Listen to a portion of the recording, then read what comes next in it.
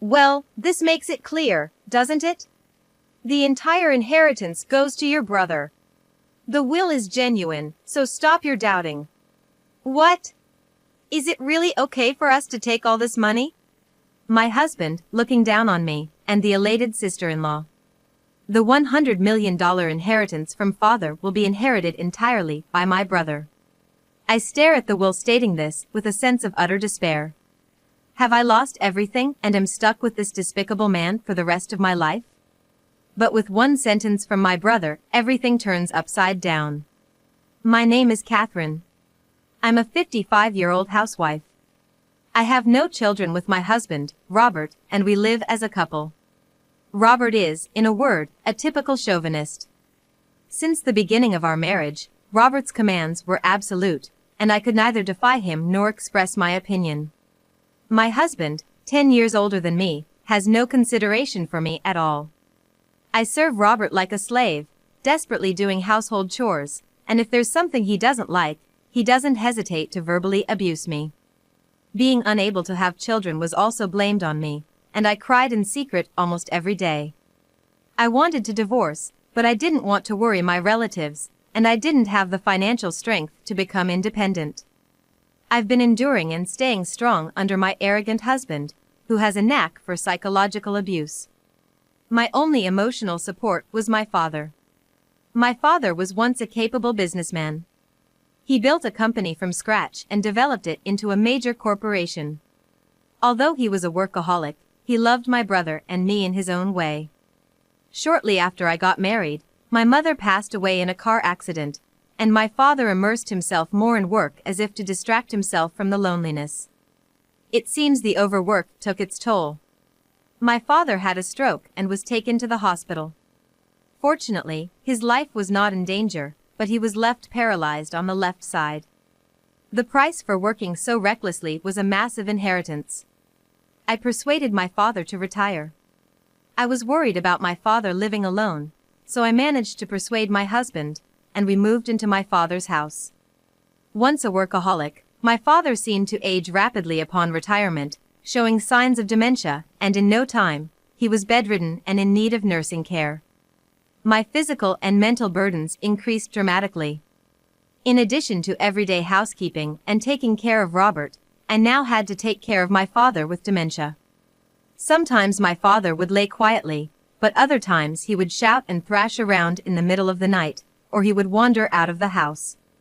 I was constantly exhausted due to lack of sleep, stress, and endless hard work. Although my father was often dazed, there were times when he was clear-minded. At such times, we could have a peaceful conversation like the old times. My father often thanked me and smiled sadly, saying, "I want to leave you with as much as I can." My father passed away. This happened 3 years after I started taking care of him. Although I was relieved from the burden of care, the loss of my father, my only emotional support, left me with an enormous sense of loss and loneliness. My only hope was my father's inheritance. An inheritance of $100 million, even if split in half with my brother, would be $50 million. With that amount of money, I could finally break free from my devil-like husband. It was my only remaining hope in life. Then, a few days later, I was called by Robert and our eldest son's wife, Naomi, to discuss the inheritance. Naomi's husband, that is, my brother, has been working overseas for several years. He had returned home for the funeral but had just returned to his assignment yesterday. In place of my brother, his wife Naomi would also be present. "Your dad's will was found in the back of the drawer. It's good that it was ready for us and it wasn't sealed, so let's take a look right away." A will? I didn't know there was such a thing. I was providing care every day, but I never saw him writing a will. I wondered why my husband, who hardly cared for my father, knew about it. I had an uneasy feeling and a bad premonition. "Let's read it. All of my assets will be inherited by my eldest son, Ken. Dated April 1st, John Smith." That's it. I couldn't believe my ears. I had always thought that my father's estate would be equally divided between my brother and me. I couldn't believe that all of my father's $100 million estate would be inherited only by my brother. Well, wait a minute. That's strange. Why would that be? My husband handed me the will and told me to see for myself as I panicked. Indeed, it was written on the will, along with my father's signature.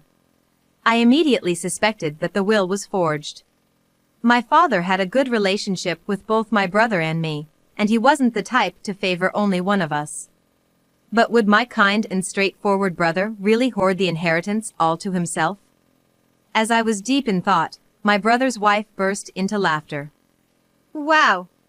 We get to keep all of his money? That feels kind of wrong. But, if that's his wish, we have to respect it, right? I absolutely couldn't accept this. As I silently held the will, both my husband and my brother's wife glared at me. Hey, are you doubting this? If so, you can bring in a handwriting expert or something. Just because it's inconvenient for you doesn't mean you can go doubting it. You really have a bad attitude. I'll do that, I murmured, deciding to get the will appraised. However, contrary to my expectations, the results were that it was unquestionably written by the testator himself. I was disappointed at the shocking results and fell into despair, thinking about the past. I had devoted my life to taking care of my husband and my father. Living in fear of my husband's anger, being hurt by his verbal abuse, and being called a worthless woman was painful, but my last days with my father were happy. Even though I believed that my father cared for me too. It was more shocking and unbearable for me to think that my beloved father didn't care about me than not receiving the inheritance.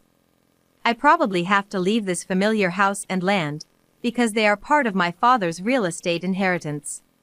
My dream of divorcing my husband is also now back to square one. When I told my husband about the appraisal result of the will at home over the weekend, he sneered at me with a self-righteous face. That settles it, all the inheritance goes to your brother. Don't go meddling in things anymore. The will was real. Always doubting, you worthless wife. He left the house after throwing those words. Speaking of which, my husband has been away from home a lot lately. He's been coming home from work very late, and he's often not home on weekends like this. I found it suspicious, but I didn't want to see my husband as much as possible, so I was actually relieved. Despite my husband's objections, I wanted to talk to my brother directly about the inheritance. My brother, who worked overseas, was always busy, but he was a kind and reliable person. I made sure in advance that my brother wasn't too busy, and then I gave him a call. After some brief greetings, my brother again apologized for leaving the care of our father entirely to me and thanked me for handling the funeral and various procedures. Don't worry about it. By the way, Robert, about Dad's inheritance. Was it always decided that you would be the sole heir? I tried to ask casually. It was unbearable to think that maybe I wasn't loved by my father, but I wanted to talk about it properly. Huh? What do you mean? All of the inheritance goes to me? My brother sounded surprised. I thought Naomi had told him, but it seems he was hearing about it for the first time. But the will was genuine, so the result wouldn't change. I told my brother about what happened. I see. The handwriting on the will is Dad's, and that was all it said, huh? Understood, I'll need some time to think. I'll get back to you. I'll tell Naomi not to proceed with anything until she hears from me. My brother said, ending the call. Intrigued yet patient, I waited for my brother's call. Days later, my brother contacted me. My brother had requested that I look into Naomi's suspicious activities by hiring a private investigator. He also advised me to claim my legitimate share from him.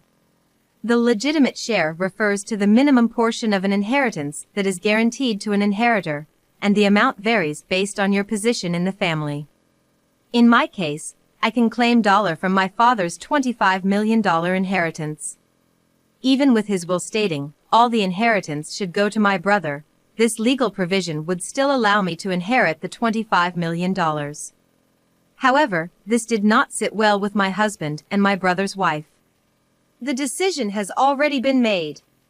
Don't mess it up now, they protested.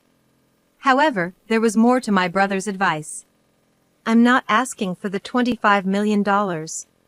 All I want is this house, filled with memories of our father, and the land. The total estate is worth $100 million, but the real estate property is only worth $10 million. I'll cede all the rest of the inheritance to my brother. Still, the two of them continued to argue, so I continued. If this continues to escalate, I have been instructed by my brother to hire a lawyer to join the discussion. If it comes to that, I'm sure I'll inherit $25 million exactly. My husband and Naomi fell silent. Eventually, it seemed the two decided it was more profitable to settle for the $10 million worth of real estate. We finally agreed on the division of the inheritance. A few days later, I received the results of an investigation I had requested from a private investigator about Naomi. I immediately contacted my brother. After many twists and turns, the process of inheriting our father's estate was successfully completed. During the process, my brother Ken, from abroad, rushed to help. I inherited the family home and land, which was worth $10 million. My brother inherited the rest of the estate, which amounted to $90 million. Naomi and my husband were both in a good mood, with things progressing as they had hoped. After completing the inheritance proceedings, the four of us left the law office and returned to our father's house. While having a cup of tea in the living room, my brother began to speak, placing his smartphone on the table. Well done, everyone. Now that we've successfully inherited Dad's estate, there's something I want to talk about, he said with a smile. With that, he pulled a document from his pocket and spread it out on the table.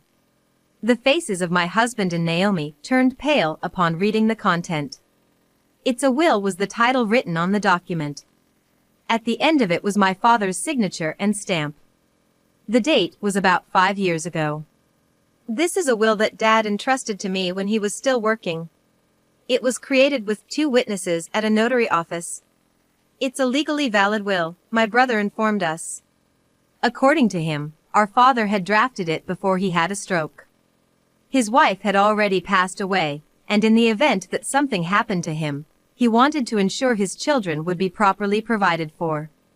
The content of the will indicated that 1/4 of the total estate was to be left to Ken, who already had significant wealth, and 3/4 to Catherine, housewife. My father had made clear his intention not to change this will, and had explicitly stated in the will. If there's any change to this will, the reason for the change must be stated. Any will that does not include a reason for change is considered null and void.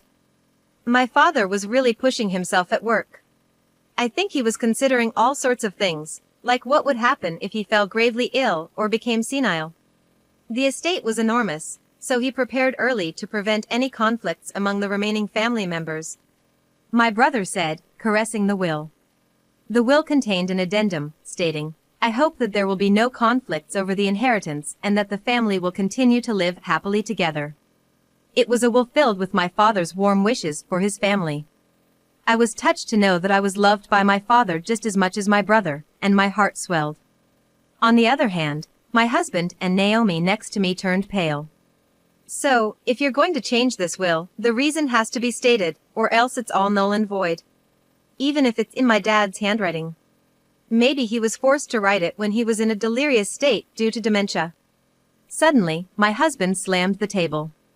With a ferocious expression, he glared at my brother and growled, "Hey, Ken, do you have any proof? Calling me a criminal. I never said you forged the will, did I, Robert?" He then looked at his wife, Naomi, sitting next to him. Naomi remained silent. I found it strange. Naomi informed me that my father had passed away and I was in the States for the funeral. After I returned abroad, apparently the topic of inheritance came up. But even though it concerned me, I wasn't informed of anything about it, my brother mentioned. He was looking at his wife, Naomi. Naomi still said nothing. "Quit your yapping. The inheritance is all settled, the $90 million is ours. It doesn't matter what you say now." "What do you mean by ours?" "The one who inherited is me," my brother countered calmly. "Shut up," my husband shouted back. The conversation was getting nowhere. I'm not sure what you mean, but the $90 million I inherited are just worthless paper, my brother said calmly. What? My husband retorted, surprised. My brother explained patiently. Our father's estate was worth $100 million. All of the assets, apart from real estate, were stocks in our father's own company. Back when my father was running the company, everything was smooth sailing and the stocks were soaring. But after he stepped down, the company continued to run in the red, and it seemed to be on the verge of bankruptcy in the 3 years before he passed away. The stocks that once had a value exceeding $90 million was now virtually worthless pieces of paper. But that can't be possible, can it? It's the truth. I inherited knowing that. I plan on restructuring my father's company, and since it had nothing to do with you, I didn't bother telling you. My husband seems rattled and mumbles to himself. He can't seem to come to terms with reality. It was then that Naomi spoke up for the first time. Hang on, just wait a minute. What do you mean by that? So you're saying I unknowingly inherited trash, while Catherine alone inherited $10 million? That's not fair. That's unfair. Beside the screaming Naomi, my brother sighed. Naomi. I inherited my father's estate. You weren't disadvantaged in any way. Is there any reason for you to be this angry? But, I thought we were going to get all of that $100 million. I planned for so many things. Robert, my husband, glared sharply at the flustered Naomi. So you conspired with Robert, thinking you were going to get all of my father's money. And while you were at it, you were having an affair, weren't you? Naomi and her husband fell silent as if frozen in place. Why? Naomi muttered in a raspy voice. Glancing at her, my brother continued. After our phone call, my brother started to suspect Naomi. Why didn't she talk to me about the inheritance? Why had her interactions with me been so curt lately, and why had she started ignoring my calls? I had my suspicions, and after seeing her post on social media, I was certain she was having an affair. Pretty soon, I'm going to come into a lot of money. I'll be living the life of a celebrity. I've been talking it over with my babe about how to spend it. He told me we're going to have so much fun once the money comes in. I'm so happy. I don't remember having that conversation with you, Naomi. I wonder who this babe of yours might be. No. You've got it all wrong. This isn't. Ignoring his flustered wife, my brother pulled out a large envelope. He took out several photos from the envelope and lined them up next to the will. They were pictures of Naomi and Robert going into a hotel with their arms entwined. The close relationship between the two was clear. I've been abroad, you know. I hired a private detective to investigate because I was curious about your babe. Presented with undeniable evidence, Naomi started to shake. Looking at Naomi's affair partner, my husband, I saw that he was boiling red with anger, a stark contrast to the pale Naomi. Damn you, snooping around like a stalker. What the hell is all this? With your ridiculous will and these photos. What a joke. Stop! Suddenly, Naomi raised her voice. She approached my brother in a seductive voice, like a bad actress. Hey, you're wrong, it's all a misunderstanding. It's all Robert's doing. He convinced me that if I listened to him, I'd get all of your dad's inheritance. Hey, wouldn't you be happy to receive $100 million? I thought it was for your benefit. My husband, who had been easily betrayed, stared at Naomi with his mouth wide open. This picture, we were just messing around. You were always overseas, and I was lonely. You're also to blame, aren't you? Hey, forgive me. The $90 million is no good anymore, but let's take the $10 million from Catherine's real estate. Did you forge the will? Huh? Of course not. Robert did it. He said it was easy and had it written by your father. See, I'm not at fault. When the matter of the forged will was revealed, my husband flew into a rage and lunged at Naomi, but my brother quickly intervened. You bastards! You don't have any evidence. You all will regret this in hell. As he ranted and kicked a chair, my brother coolly watched and slowly took out his phone. Oh, it seems my phone was on record mode. It's been recording everything since we came home. That was a careless mistake. The husband and Naomi turned pale and fell silent. Also, I didn't mention it, but this room has surveillance cameras that record everything. I installed them because of Dad's severe dementia, just in case something happened to him. What a coincidence. In the silent living room, only my brother kept talking. Falsifying a will is a crime. Your earlier outburst at us could be considered a threat, punishable by law. There's a police station nearby, and they would be here quickly if we report it. But then again, since the inheritance issue has been settled and if you swear not to touch Catherine's stuff in the future, maybe there's no need to report. What do you think? As he said this, my brother started operating his phone. I might as well send this voice recording to my computer overseas. Having been silently observing the exchange until now, I pulled out a document from my bag and thrust it at my husband. Robert, I want a divorce. Whoa, hold on, reconsider this. I'm sorry. We've been together for years, haven't we? Who do you think has been providing for you all this time? I've had enough. Stop with the excuses and just agree to the divorce. If not, I'm calling the police. I clenched my smartphone with a look of grim determination. Robert drooped his shoulders and nodded. Naomi, our relationship is over. Once I received the money, you were planning to take it and be with Ken, weren't you? I heard the records of your exchanges with Ken from a private investigator. Naomi hung her head, covering her face with her hands. Afterwards, both my brother and I got divorced. Following the divorce, Robert left the house. The inheritance that he thought he'd acquired was not only worthless, but Naomi also spilled the beans about the forgery of the will. Everything that happened in the living room was also fully recorded. Robert must have been livid, but there was nothing he could do about it. The surveillance camera in the living room was originally installed for my father's care, but it also served the purpose of collecting evidence of Robert's emotional abuse. Even if I acquired my father's inheritance, I was planning to submit it as evidence in a divorce trial if Robert refused to divorce. When I told my brother about this, he suggested we use that camera as well. After the divorce, Robert lost his job due to rumors of his affair spreading in the workplace.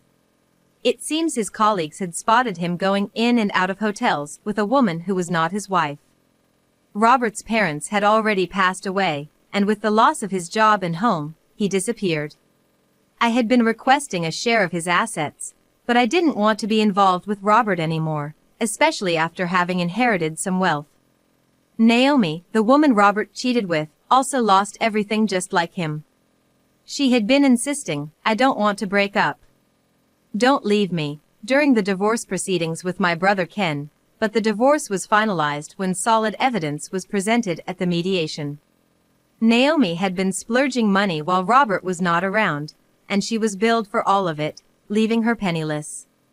Since she had not been working from the start, and like Robert, didn't have a home to return to, she's now scraping by in a dilapidated public housing project, living off welfare. My brother Ken is still working overseas, but he has put up the house where he lived with Naomi for sale, and he will be moving in with me in the house that our father left us.